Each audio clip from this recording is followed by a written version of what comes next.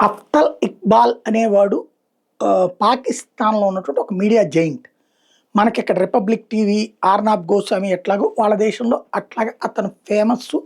ప్రభుత్వ వర్గాల్లో బాగా పరిచయం ఉన్నవాడు, పలుకుబడి ఉన్నవాడు. అక్కడ జరిగే అనేక మీడియా సంస్థలు అతని చేతిలోనే ఉన్నాయి. అలాగే డిజిటల్ మీడియా గూడా అతని చేతిలోనే ఉంది.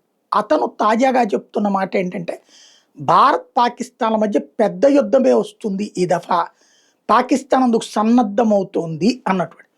ఎందుకు అంటే, ఈ సింధు నదీ జలాలకి సంబంధించినటువంటి అంశాన్ని బేస్ చేసుకునినే అక్కడ దాదాపు 3 రాష్ట్రాల వాళ్ళు అన్యాయం అయిపోతారు. ఇప్పటికే రావి నది నీళ్ళని భారత్ ఆపితేనే ఒక ప్రాంతం మొత్తం సంక్షోభంలో పడింది. ఇక టోటల్ ఇండస్ వాటర్ అంతా ఆపారంటే గనక పాకిస్తాన్‌కి యుద్ధం తప్ప మరొకటి లేదు. అది ఇంకొక 3, 4 ఏళ్ళు పడతది కాబట్టి అసలు కట్టిన తర్వాత కూల్చడం కంటే ముందే యుద్ధం చేయడం బెటర్ అన్నటువంటిది ఒత్తిడుంది పాలకుల మీదన. అదే సందర్భంలో ఈ ఉగ్రవాద సంస్థలని ఇండియా వాళ్ళు చెప్పేది, కాశ్మీరీ సంస్థలని ప్రభుత్వం మీద ఒత్తిడి తెస్తున్నాయి. మరొక వైపున అమెరికాతో ఇప్పుడు మంచి సాన్నిహిత్యం ఉంది.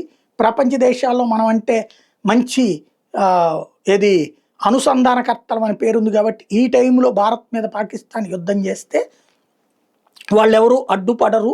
అందుకని చెప్పి యుద్ధం చేయడానికి సిద్ధమవుతుంది. అంటే ప్రభుత్వపు ఆలోచన అదన్నది అతను చెప్పుకొస్తుంది.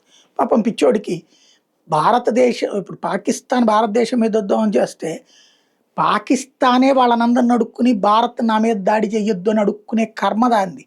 ఇప్పుడు మొన్న ఆపరేషన్ సింధూర్ చేస్తే, బాబు బాబు మేమేం చెయ్యం, మమ్మల్ని ఆపేయండి, మా మీద దాడి చేయొద్దని అడుక్కున్న కర్మ పట్టిన పాకిస్తాన్. సరే పాపం అతను పాకిస్తాన్ దేశముడు కాబట్టి పాకిస్తాన్ పట్ల భక్తి ప్రదర్శించాలి కాబట్టి అలా చెప్పడంలో తప్పులేదు. బట్ యుద్ధ వాతావరణం వస్తుంది అన్నటువంటి చెప్పుకొస్తున్నాడు.